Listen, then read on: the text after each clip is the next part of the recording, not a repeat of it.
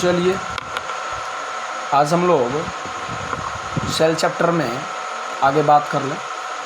यहाँ पर देखिए सबसे पहला टर्म आता है सेल वॉल।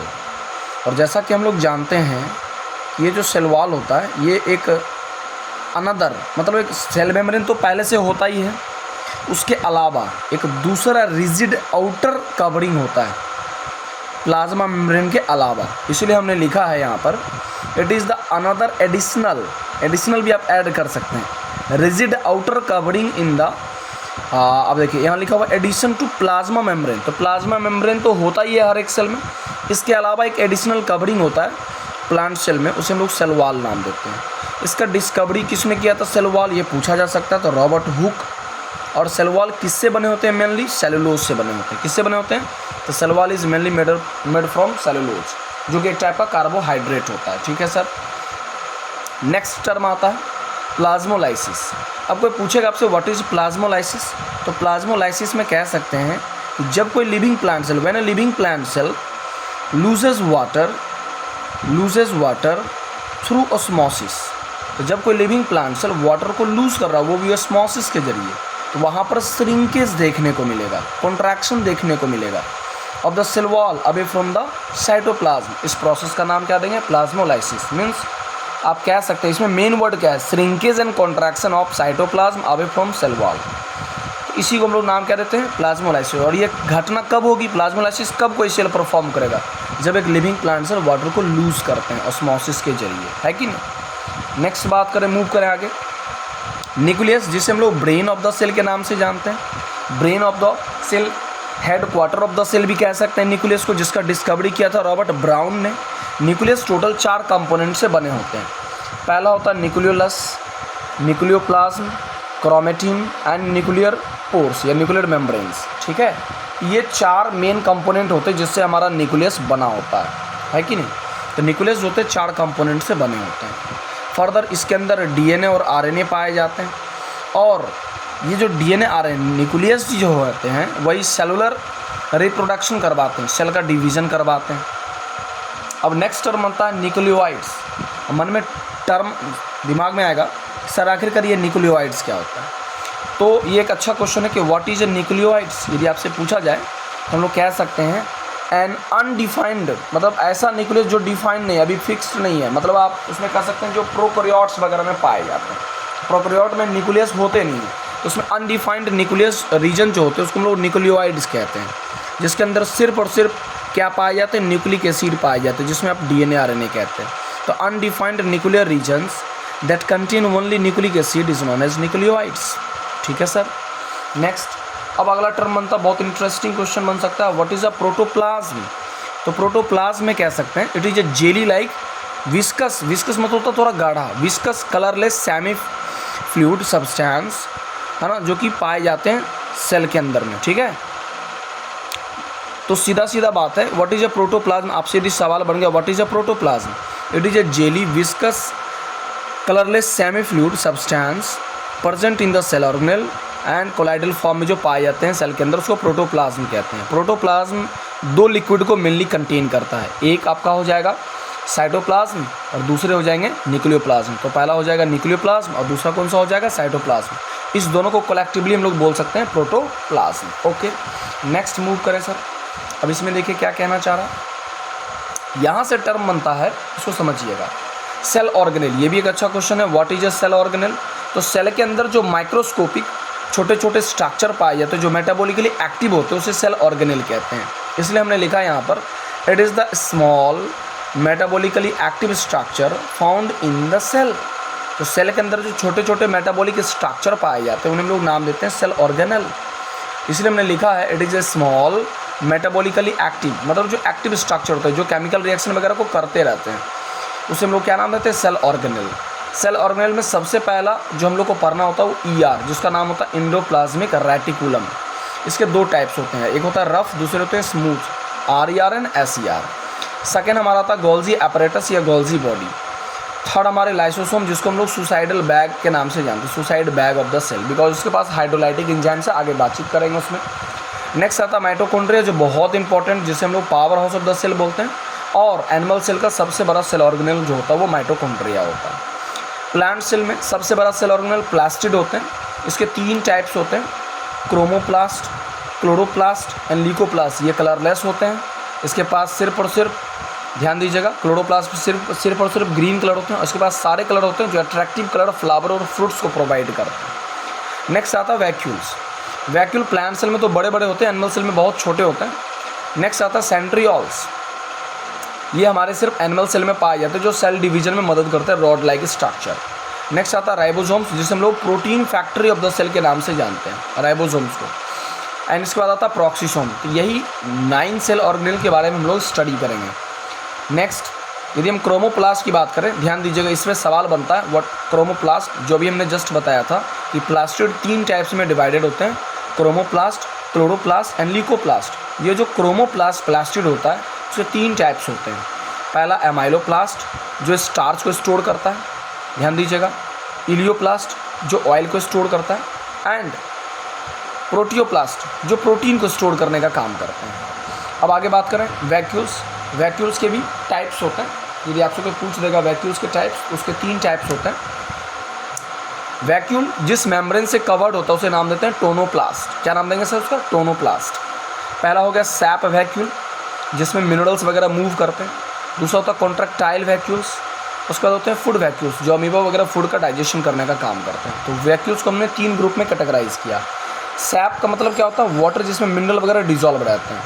कॉन्ट्रैक्टाइल वैक्यूल्स जो होते हैं, और तीसरा हमारा फूड वैक्यूल्स। ये 3 टाइप्स के वैक्यूल्स वगैरह होंगे, ठीक है।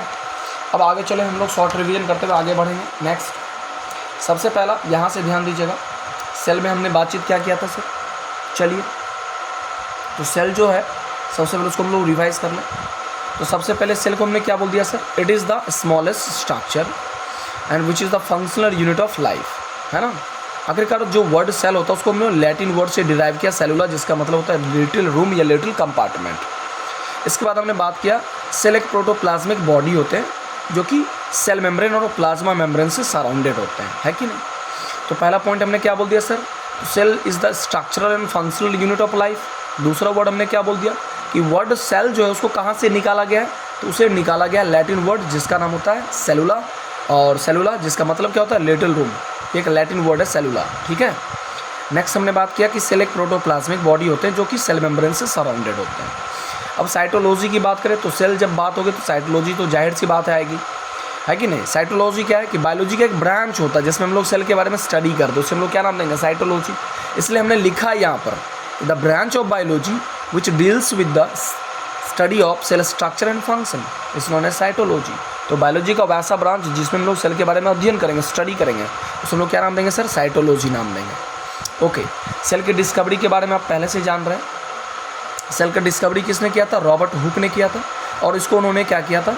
एक पेड़ का जो छाल होता ना, उसमें उन्होंने ऑब्जर्व किया था। और कब किया था? 1665 में। इसके बारे में, सेल के बारे में इन्होंने, रॉबर्ट हुक साहब ने अपने एक बुक में जिक्र किया था। उस बुक का नाम था माइक्रोग्राफिया। ये भी एक सवाल बन सकता है कि रॉबर्ट हुक के द्वारा कौन से बुक को लिखा गया था जिसमें उन्होंने सेल के बारे में डिस्क्राइब किया, तो उसका आंसर हो जाएगा micrographia. Next, first living cell की यदि बात कर ले तो एंटोन वैन लीवेनहुक साहब ने डिस्कवर किया था फर्स्ट लिविंग सेल। और वो भी कब किया था सर? 1674 में जाकर किया था, ठीक है सर। नेक्स्ट, अब प्रोटोप्लाज्म, इसको डिस्कवर किसने किया था? तो फेलिक्स डुजार्डिन, इन्होंने ही प्रोटोप्लाज्म टर्म को डिस्कवर किया था। The term protoplasm was discovered by Felix Dujardin. Next, term protoplasm को देने वाले व्यक्ति का नाम था तो J.E. पुरकेंजी साहब ने टर्म दिया था। कब? वो भी दिया था आपके 1839 में, ठीक है। यहाँ तक बात क्लियर है। इसके बाद बात बनती है सर माइक्रोस्कोप की। आपको जब लिखना होगा, फेयर बनाना होगा, इससे आप स्क्रीनशॉट ले सकते हैं, इसका PDF भी आपको भेज देंगे। माइक्रोस्कोप एक इंस्ट्रूमेंट होते हैं जिसके जरिए हम लोग माइक्रो ऑर्गेनिज्म को ऑब्जर्व करते हैं, है कि नहीं, 1590s में। तो माइक्रोस्कोप एक छोटा सा इंस्ट्रूमेंट होता है ना। लैबोरेटरी वगैरह में कभी भी आप जाइएगा बायो लैब में, तो आप इसको ऑब्जर्व कर सकते हैं। Microscope is an instrument, it is an instrument which is use to see micro organism, ठीक है सर। फर्स्ट कंपाउंड माइक्रोस्कोप को किसने बनाया था? एफ जेंसन और जकारिस जेंसन। आपको डिस्कवरी वाले चार्ट में भी इसको बताया था। एफ जेंसन और जकारिस जेंसन ने फर्स्ट कंपाउंड माइक्रोस्कोप को बिल्ड किया था, तैयार किया था। नेक्स्ट जो सवाल बनता है ज़्यादातर कि नॉल एंड रस्का, इन्होंने इलेक्ट्रॉन माइक्रोस्कोप डिस्कवर किया था 1914 में। तो नॉलन रस्का ने डिस्कवर किया था इलेक्ट्रॉन माइक्रोस्कोप, वो भी कब 1940 में। इसके बाद सेल थ्योरी, ये भी एक अच्छा क्वेश्चन है जो ज़्यादातर एग्जाम्स में पूछे जाते हैं। सेल थ्योरी किसने दिया था? आंसर याद रखिएगा, स्वान एंड स्लाइडेन साहब ने सेल थ्योरी को दिया। बाद में जाकर उस सेल थ्योरी को एक्सप्लेन किया था रुडोल्फ वर्चो ने, आर वर्चो इसी को लिखा रहता है, रुडोल्फ वर्चो ने ही इसको एक्सप्लेन किया। अब मन में सवाल आता सर आखिरकार ये सेल थ्योरी क्या है? ये एक अच्छा क्वेश्चन है, कोई भी एग्जाम्स में जनरली यही पूछे जाते हैं, राइट द सेल थ्योरीज। ठीक है, यहाँ तक बातचीत क्लियर हो गया। सेल थ्योरी किसने दिया? स्वान एंड स्लाइडेन ने। उसको मॉडिफाई किसने किया? रुडोल्फ वर्चो ने किया था। ठीक है सर, आगे चलिए। आखिरकार ये सेल थ्योरी क्या है? पहला पॉइंट कह सकते हैं कि all the plant and animals are composed of cell. ये पहला पॉइंट लिख सकते हैं आप सेल थ्योरी में। जब भी आपको लिखने के लिए बोल दे कि राइट द सेल थ्योरी या स्टेट सेल थ्योरी, उसमें पहला पॉइंट यही लिख दीजिएगा कि all the plant and animals are composed of cell. ठीक है सर, नेक्स्ट अब अगले पॉइंट की तरफ जाए। देखो बाबू इतने दिन से वीडियो नहीं डाल रहे थे बिकॉज इन सब पॉइंट को लिख रहे थे, लिखने में समय लग जाता। नेक्स्ट पॉइंट आता है cell is the basic unit of life. Second point आप ये लिख सकते हैं सेल इज़ बेसिक यूनिट या structural and functional unit of life. पहला पॉइंट में क्या बोल दिया? All the plant and animals are composed of cell and its product, ये भी आप बोल सकते हैं। सेकंड पॉइंट बोल सकते हैं cell is the basic unit of life. Third point बोल सकते हैं all the cell arises from pre existing cell. यही एक टर्म वहाँ पर देखिए एनसीईआरटी में लिखा होगा ओमनिस ई सेलुला सेलुला, जिसका मतलब होता है कि कोई भी नया सेल जो होता है वो पुराने वाले सेल से डिवाइड होकर तैयार होता है। और पूछ सकता है dash is exception for the cell theory. Answer क्या हो जाएगा? वायरस। तो virus are the exception of the cell theory. ये चारों पॉइंट लिख दीजिएगा, फुल में फुल नंबर मिल जाएगा। यदि हम बात करें on the basis of organisation, there are two types of cell. Organisation के हिसाब से दो टाइप के सेल होते हैं। पहला होता है प्रोकैरियोटिक सेल, दूसरे होते हैं यूकैरियोटिक सेल। पहला कौन सा हो जाएगा सर? Prokaryotic cell. दूसरे हमारे यूकैरियोटिक सेल्स। हम प्रोकैरियोटिक सेल की बात कर लें, these are primitive cells, incomplete cells and they have less developed nucleus without nuclear membrane and nucleus.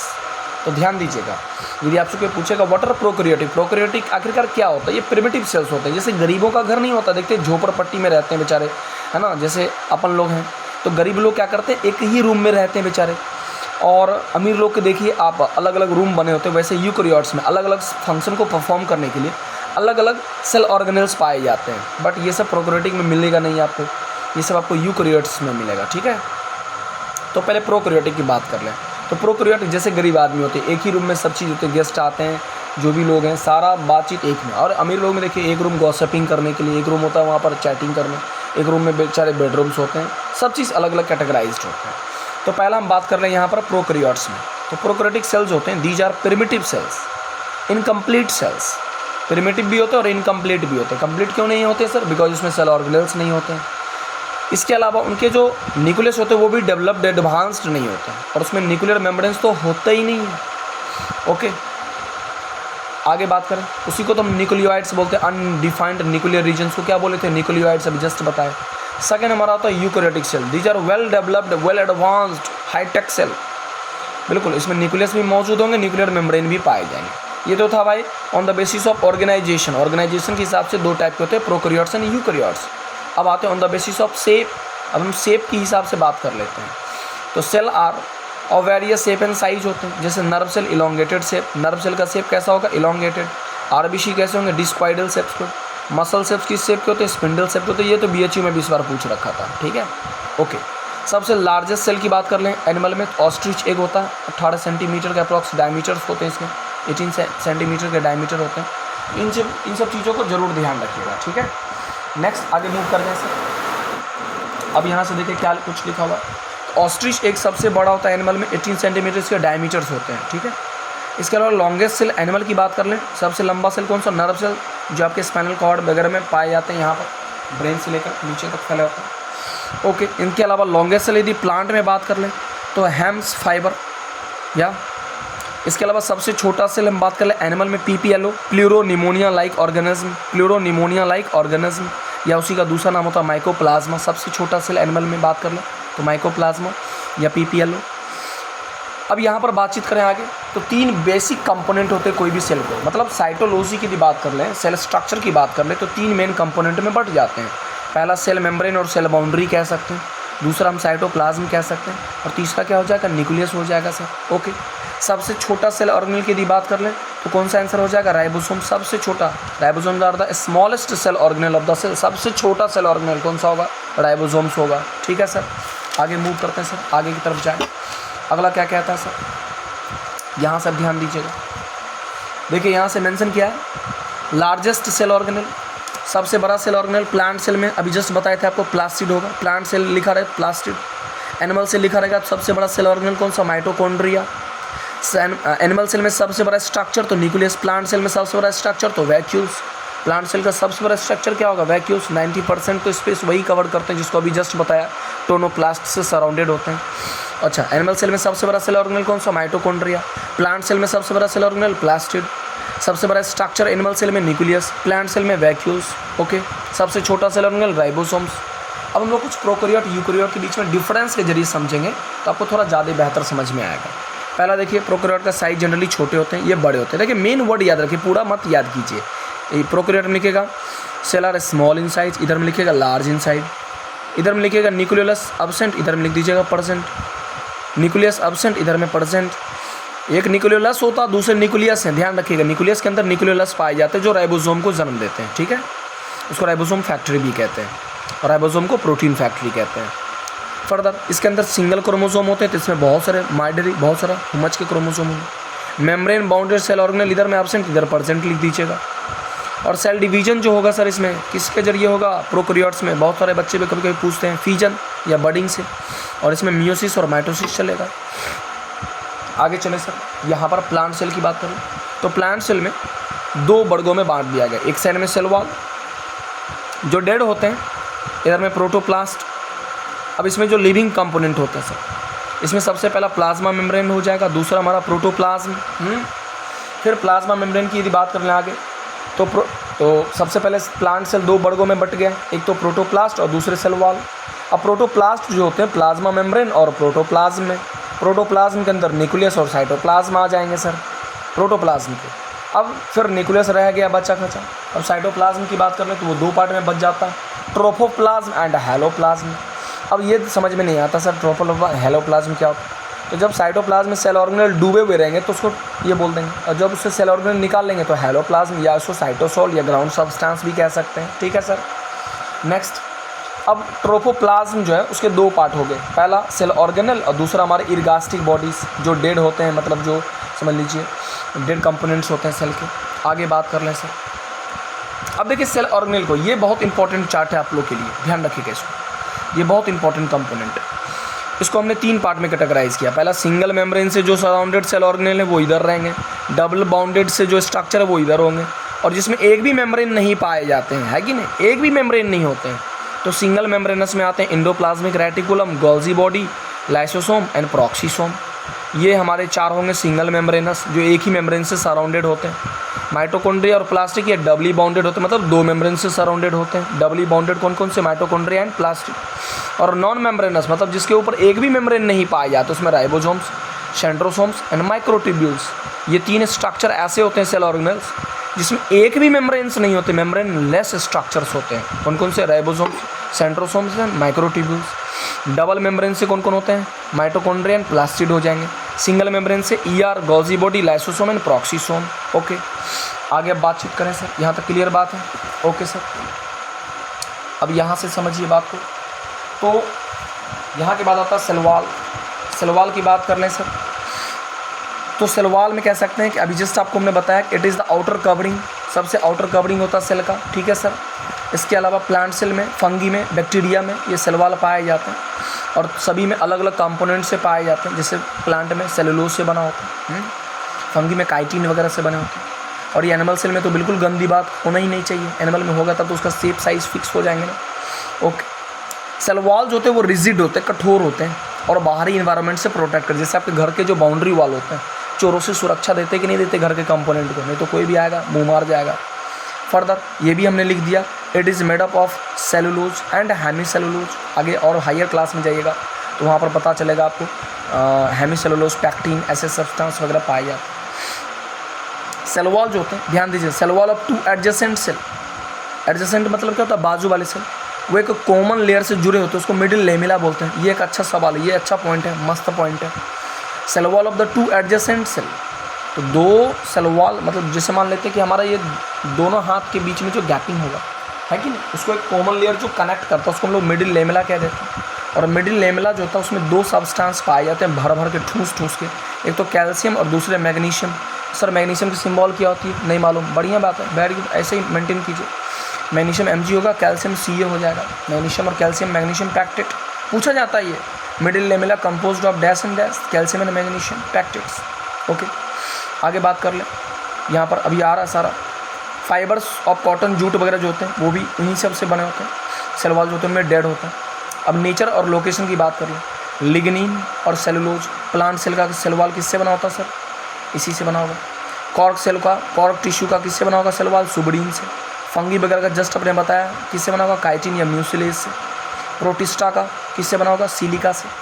Bacteria का किससे बना होगा, पेप्टाइडोग्लाइकेन। ये चार्ट बहुत ही ज़्यादा इंपॉर्टेंट है for the competition point of the view. पूछा जा सकता है कि प्लांट सेल का तो ये तो सब जान जाते हैं, सेलुलोज से बने होते हैं, है कि नहीं।